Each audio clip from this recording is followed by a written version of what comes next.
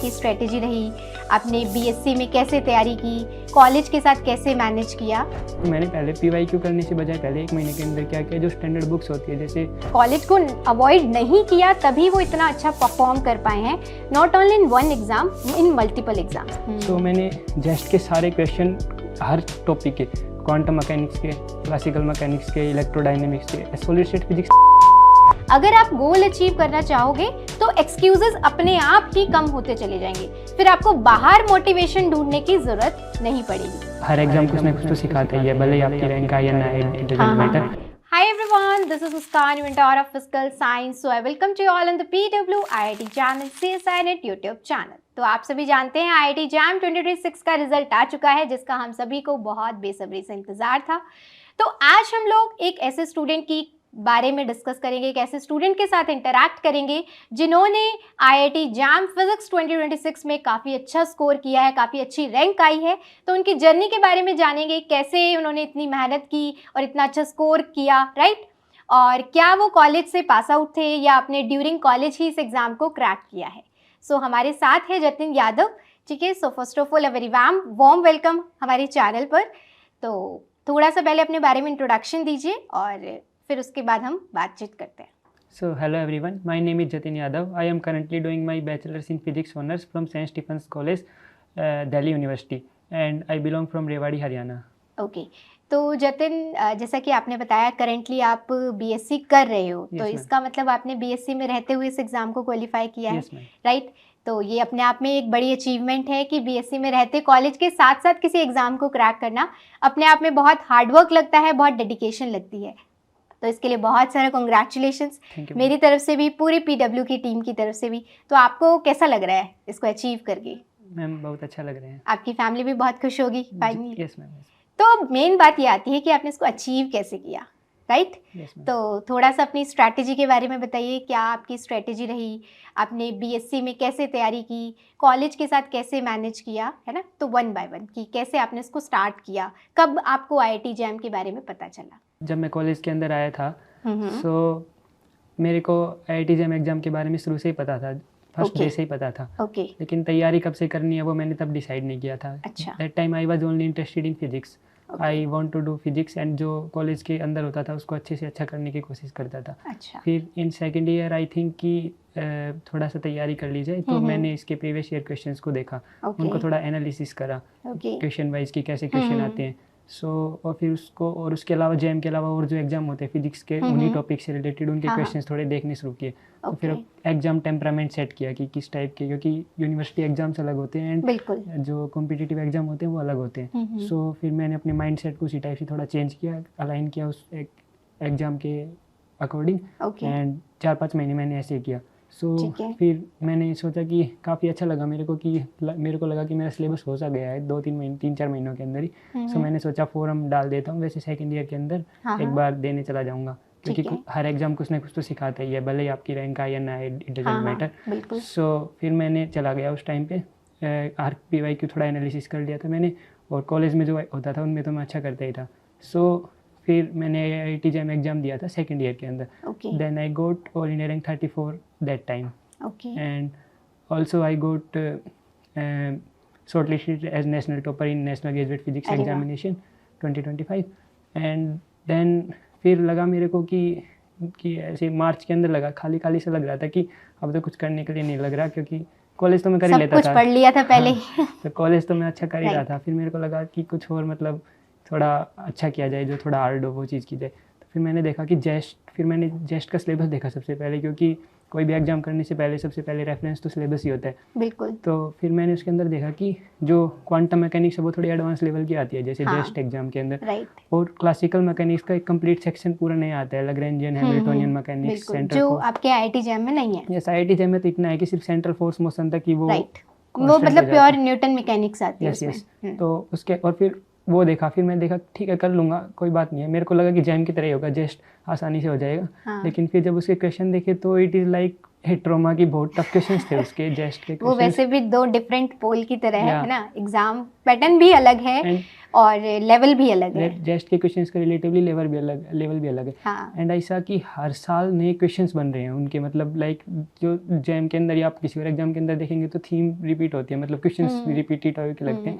But in जेस्ट के अंदर देखा कि वो थोड़ा मतलब बिल्कुल आपके कॉन्सेप्ट है ना वो बिल्कुल क्लियर होने चाहिए। ऐसा नहीं है कि आपने याद किया हुआ फॉर्मूला और सीधा स्ट्रेट फॉरवर्ड क्वेश्चन बहुत कम नहीं आता है उसके अंदर। सो दैट इज़ की बिल्कुल मतलब कॉन्सेप्चुअल डेप्थ होनी चाहिए। तो फिर मेरे को लगा कि कॉन्सेप्ट, क्योंकि जैम के अंदर आपको इतना नहीं है, जैम के अंदर प्रैक्टिस है ना थोड़ी बहुत, फॉर्मूला पता है, प्रैक्टिस कर रखी है न्यूमेरिकल्स की, तो अच्छा हो जाता है। फिर मेरे को जेस्ट के अंदर लगा कि कॉन्सेप्ट बनाने पड़ेंगे पहले, फिर ही तभी कुछ अच्छा हो पाएगा। तो मैंने पहले PYQ करने से बजाय पहले 1 महीने के अंदर क्या किया, जो स्टैंडर्ड बुक्स होती है जैसे हमारी इलेक्ट्रोमैग्नेटिज्म के लिए वही अपनी ग्रिफिथ्स की बुक होती है, सभी रिकमेंड करते हैं उसको अच्छे से, मतलब उसके की कॉन्सेप्ट बने, नॉट लाइक क्योंकि हमारा क्या मेन फोकस होता है बुक पढ़ती है तो सीधी नज़र फॉर्मूला पे जाती है कि फॉर्मूला देखें और न्यूमेरिकल करें। बट वो नहीं, मैंने लाइन वाइज उसको पढ़ने की कोशिश करी ताकि एक स्टोरी बने बुक की, मतलब सब्जेक्ट की अंडरस्टैंडिंग डेवलप हो बेसिकली। सो वो पढ़ी और एंड उसके लिए क्वांटम मैकेनिक्स के लिए DJ ग्रिफिथ्स की एक बुक है और जेट ली की द बेस्ट बुक है, जिसमें काफ़ी अच्छे से मतलब सॉल्व प्रॉब्लम से आप पहले सॉल्व प्रॉब्लम, अगर आपको आनी सॉल्व प्रॉब्लम को थोड़ा रेफरेंस मान के अनसॉल्व खुद ट्राई कीजिए थोड़ा टाइम स्पेंड करके। तो वो जेट ली की बुक से मदद ली। और फिर क्लासिकल मैकेनिक्स का ये था कि टाइम भी कम था मेरे पास, 2-3 महीने, तो मेरे को लगा कि इतनी डेप्थ की अगर मैं पढ़ने लगूंगा तो जैसे 400-500 पेजेस की बुक होती है, क्लासिकल मैकेनिक्स की भी काफ़ी अच्छी बुक है, तो उतना टाइम नहीं था कि पढ़ूँ भी उसको और फिर रिवाइज़ भी करना 4-5 बार, क्योंकि 6-7 बार रिवाइज़ नहीं करता तब तक मेरे तो कुछ याद नहीं होता नहीं है ऑब्वियसली। फिर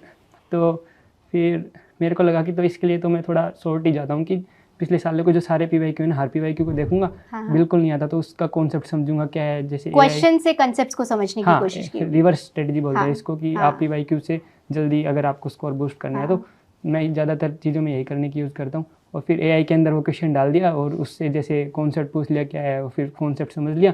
तो इस टाइप से जितने भी क्लासिकल मैकेनिक्स के लिए मैंने यही किया कि जितने भी जेस्ट के अंदर शायद 2012 से क्वेश्चन अवेलेबल है जेस्ट के, सो वहाँ से लेके 2024 तक के क्वेश्चन सारे के सारे, तो वहाँ से फिर समझ में आने लग गया कि क्लासिकल मैकेनिक्स का एक्चुअल सिलेबस जो लिख रखा है उससे कैसे क्वेश्चन बनेंगे। क्योंकि सिलेबस में बेसिकली जैसे आप सीधा फॉर्मूले तो सभी को पता होते हैं कि भाई हैमिल्टन इक्वेशन क्या है, लैग्रेंजियन इक्वेशन क्या है, इक्वेशन ऑफ मोशन क्या है, एक्शन क्या है, ये तो हर बच्चा जो कैंडिडेट एग्जाम अपीयर कर रहा है उसको पता होता है। लेकिन अप्लाई करना इज द मेन थिंग है एग्जाम के लिए। तो अप्लाई करने का तभी आएगा जब आपको प्रैक्टिस बहुत ज़्यादा है। सो मैंने जेस्ट के सारे क्वेश्चन हर टॉपिक के, क्वांटम मैकेनिक्स के, क्लासिकल मैकेनिक्स के, इलेक्ट्रोडायनेमिक्स के, सॉलिड स्टेट फिजिक्स नहीं आती जेस्ट के अंदर, कभी कभी एक आधा क्वेश्चन बेसिक जो थोड़ा उसमें कोर फिजिक्स सबसे ज़्यादा आती है। कोर फिजिक्स जो एकदम बिल्कुल अच्छी वाली फिजिक्स आती है वो आती है, मैथमेटिकल फिजिक्स आती है। तो उसके सारे क्वेश्चन के, और उसके अलावा फिर उसी टॉपिक से रिलेटेड जो CSI या नेट में PYQ जा रखे हैं ना, उनको एनालिसिस किया कि कैसे आते हैं, और थोड़े थोड़े गेट के जो हैं उनको भी देख लिया में, और उनको फिर थोड़ा किया कि हाँ फिर समझ में आने लग गया कि अच्छा हाँ एक्चुअल मतलब सिलेबस जेस्ट वाले क्या एक्सपेक्ट करते हैं आपसे, कि वो क्या क्या चाहते हैं, कि क्या क्या आपको आना चाहिए। तो इतना आइडिया आ गया। फिर मेरे को ये भी लगता था जब मैं क्वेश्चन करता था तो कि ये तो हर बार नए क्वेश्चन पूछ रहे हैं, अगर पेपर में फिर से नहीं आया तो मेरे से कैसे होगा। तो ये नॉर्मल है, सभी को ऐसा लगेगा कि मैंने हर बार ये क्वेश्चन किया है, मेरे से तो एक भी नहीं हो रहा था। अगर पेपर में सारे नए क्वेश्चन आए तो 50 के 50 में एक भी नहीं कर पाऊंगा। अगर आपने बहुत ज़्यादा रिग्रेस प्रैक्टिस कर ली PYQs की, सो ट्रस्ट में आप वहाँ पे 95% क्वेश्चन आपको नए नहीं लगेंगे, पुराने लगेंगे हो जाएंगे। तो देखो यहाँ पे इम्पॉर्टेंट क्या है, उन्होंने अपनी पूरी स्ट्रैटेजी बताई है ना, बिल्कुल कहते हैं ना कि एकदम दिल खोल के सामने रख दिया है कि ये मैंने 2nd ईयर से लेके 3rd ईयर तक में कंप्लीट फॉलो किया है। इम्पॉर्टेंट क्या है यहाँ पर ये समझना कि ऐसा नहीं है उन्होंने अपने कॉलेज को अवॉइड किया है, कॉलेज को अवॉइड नहीं किया तभी वो इतना अच्छा परफॉर्म कर पाए हैं, not only in one exam, in multiple exams, right. अब बात ये आती है कि आपको यहाँ पर अपने लिए बस बहाने ढूंढने हैं, एक्सक्यूजेस बनाने हैं कि मुझे तो कॉलेज जाना है, मुझे तो लैब जाना है, मेरे पास तो टाइम ही नहीं है, कैसे लेक्चर्स देखें हम, कैसे पढ़ाई करें, एग्ज़ाम के लिए कैसे पढ़ना चाहिए।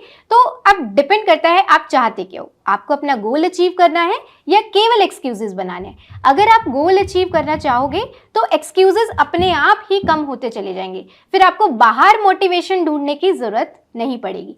दूसरी इंपॉर्टेंट बात जैसे उसने कहा कि आपके लिए सबसे ज़्यादा इंपॉर्टेंट होता है कि आप पहले उस सिलेबस को डाउनलोड करो, सिलेबस को देखो कि जिस एग्ज़ाम को आप टारगेट करने जा रहे हो उसका सिलेबस क्या है। क्योंकि जब सिलेबस पता होता है तो हमें ये आइडिया लगता है कि अच्छा इसमें से कितनी चीज़ें मुझे आती हैं और कितनों पर मुझे काम करना है।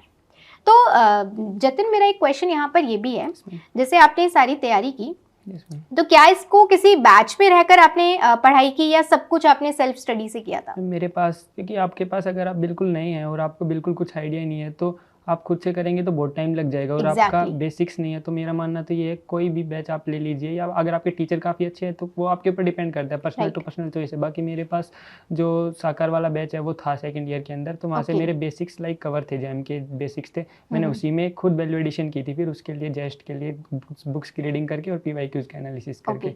तो जब सकार 2025 था मतलब आपके पास, राइट, तो सकार 2025 को आप किस तरीके से फॉलो करते थे? मतलब लाइक डेली लेक्चर्स देखते थे या फिर आपने लास्ट में आकर लेक्चर्स को देखा था, किस तरीके से? सो मैं उनको अपनी पेस पे देखता था, लाइक कभी 2x पे देख लिया, कभी वो स्किप करके देख लिया जो चीज़ें आती है, तो कभी जैसे लगा कि ये टॉपिक बिल्कुल आता है, कॉलेज में भी हुआ था, तो उनके एक बार नोट्स को गो थ्रू कर लिया कि मतलब कोई पॉइंट हमारा स्किप तो नहीं हो गया। मतलब ऐसा होना चाहिए ना कि आखिरी में एग्जाम देने के बाद आपको ये दुख ना हो कि ये तो इससे क्वेश्चन आ गया और मेरा गलत हो गया, तो आप गो थ्रू कर लीजिए हर चीज से। तो वही किया था मैंने। तो ये भी एक फायदा रहता है क्योंकि आपको नोट्स मिलते हैं, ये चीजें होती हैं। देखो अब कुछ टॉपिक ऐसे होते हैं जो कुछ स्टूडेंट्स को ऑलरेडी आते हैं, तो उसके लिए जरूरी नहीं है कि भाई आप लेक्चर्स देखो। जो स्टूडेंट स्पेसिफिकली रिकॉर्डिंग देखते हैं उनके पास ये फायदा रहता है, आप लेक्चर नहीं देखो, आप नोट से आपको आइडिया लग जाएगा कि अच्छा ये पॉइंट्स मुझे क्लियर है, तो ठीक है, मुझे लेक्चर देखने की जरूरत नहीं है। अगर किसी पर्टिकुलर पॉइंट पे नोट्स में आपको देख के फील होता है कि नहीं ये चीज मैंने नहीं पढ़ी हुई, ये कुछ नया देखने को मिल रहा है, तो उस पॉइंट पे आप लेक्चर को भी देख सकते हो, वहां से समझ सकते हो और नोट से भी आपको समझ में आता है, तो बहुत अच्छी चीज है। अब इंपॉर्टेंट होता है जतिन, अगर आप किसी एग्जाम को निकालते हो, जैसे आपने बताया सब कुछ कि ठीक है, जेस्ट के बारे में भी अभी हम बात करेंगे, बट इंपॉर्टेंट लाइक आपने जैसे सेकेंड ईयर में ही IIT जैम क्वालिफाई कर लिया था, वो भी बहुत अच्छी रैंक से, जो शायद थर्ड ईयर में भी या इवन ड्रॉप ईयर में भी स्टूडेंट्स के लिए अचीव करना एक बहुत बड़ी बात होती है। तो अब बात ये आती है कि वहाँ पर कंसिस्टेंसी को कैसे मेंटेन किया, कि डेली हर टॉपिक को पढ़ते थे, किस तरीके से आपने यूनिट्स का डिस्ट्रीब्यूशन किया? जैसे आपने कहा कि आपने सिलेबस को देखा, उसका एनालिसिस किया, प्रीवियस ईयर क्वेश्चंस को लगाया, राइट? तो अब इसमें आपका स्ट्रैटेजी क्या रहती थी, किस तरीके से आप उसको पूरे ईयर मेंटेन करते थे?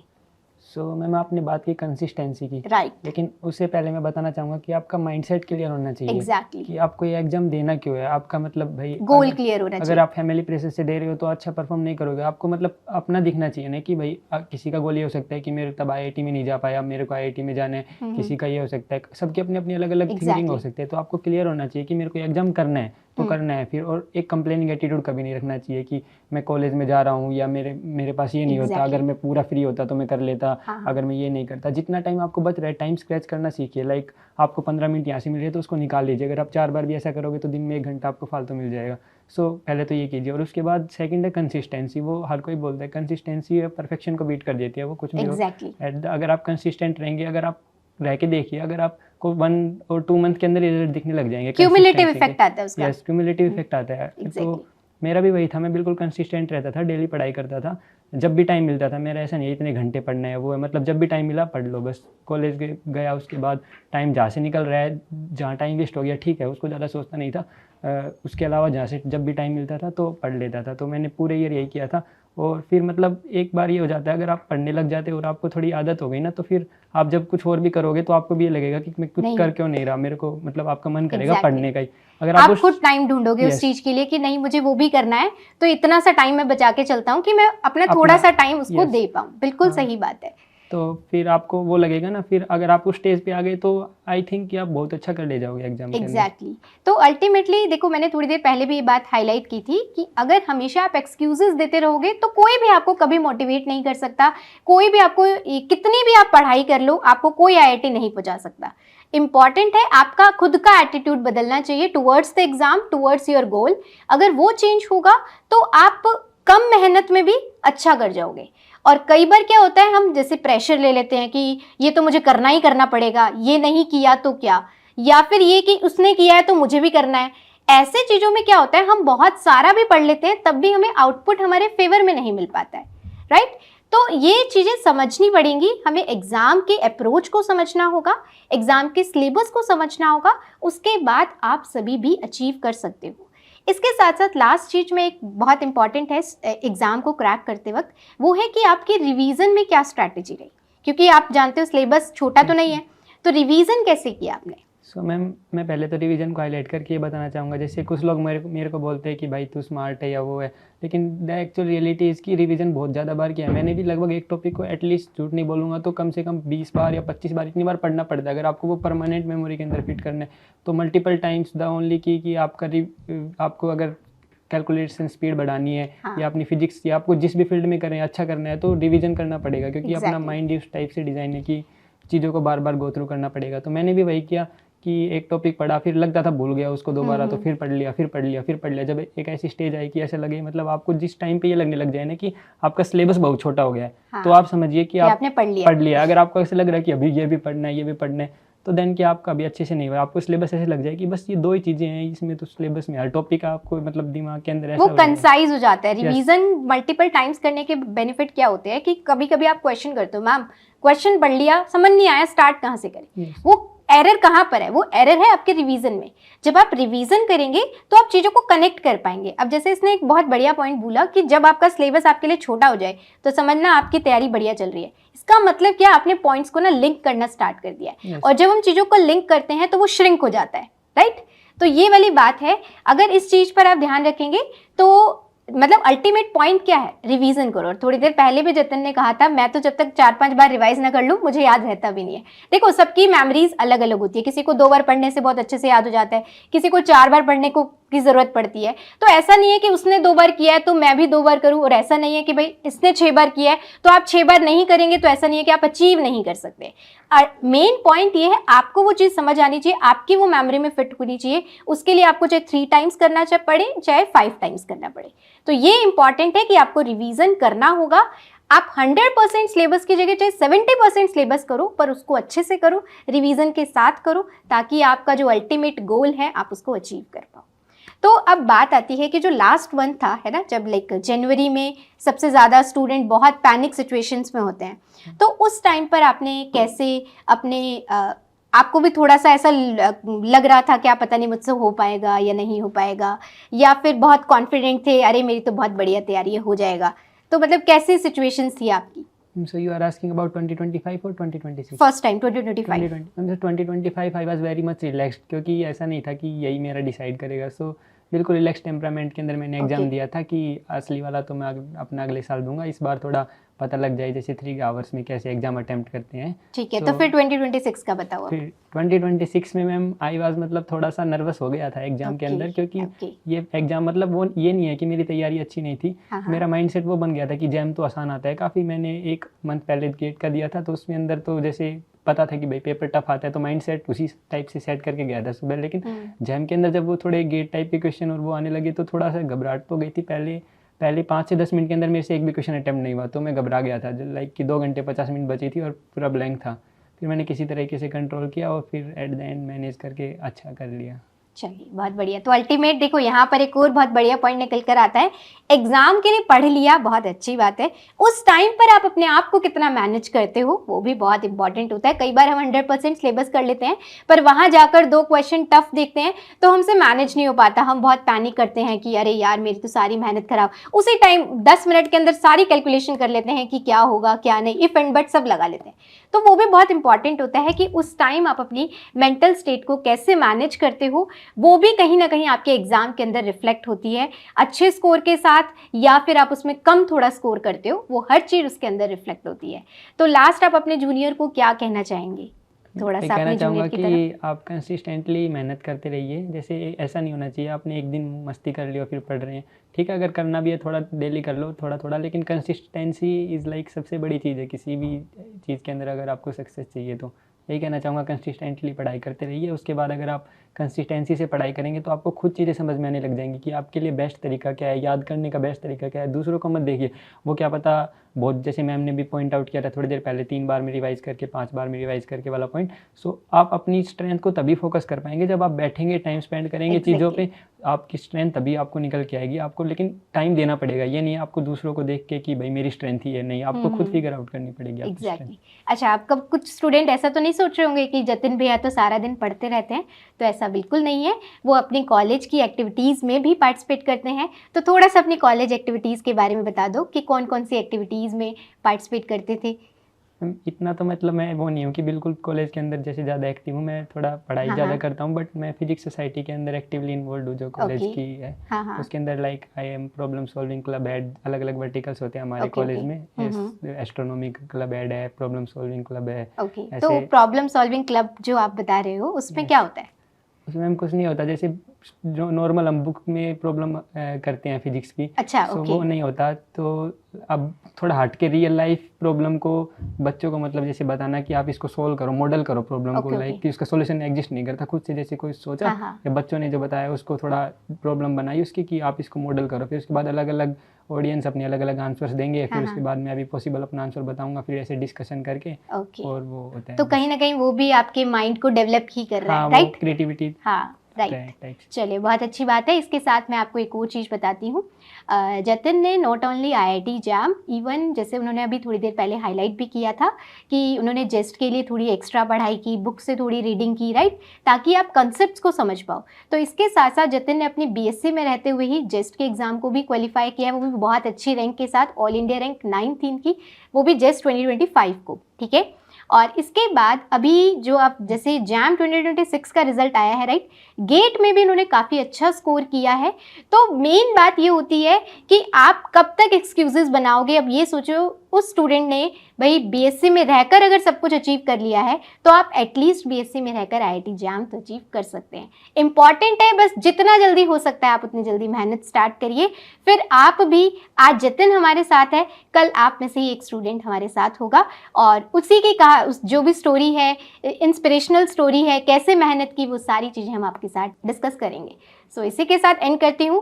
Thank you so much. I hope so आपको पता चला होगा। इंपॉर्टेंट देखो, टफ कुछ नहीं है, टफ तब तक ही है जब तक आप डिसीजन नहीं बनाते हो, और जिस दिन डिसीजन बना लेते हो उसके बाद जब से आप मेहनत करना स्टार्ट करते हो, फिर कुछ ना कुछ तो हम ज़रूर अचीव कर ले जाते हैं, ठीक है। सो इसी के साथ एंड करती हूँ। Thank you so much. Thank you Jatin यहाँ आने के लिए और अपना इतना अच्छे से एक्सपीरियंस बताने के लिए। काफ़ी सारे स्टूडेंट्स आज आपको देख के मोटिवेट होंगे, राइट, बहुत कुछ समझेंगे, बहुत कुछ सीखेंगे कि कैसे कैसे हम चीज़ों को अचीव कर सकते हैं, ठीक है। Thank you so much. Thank you.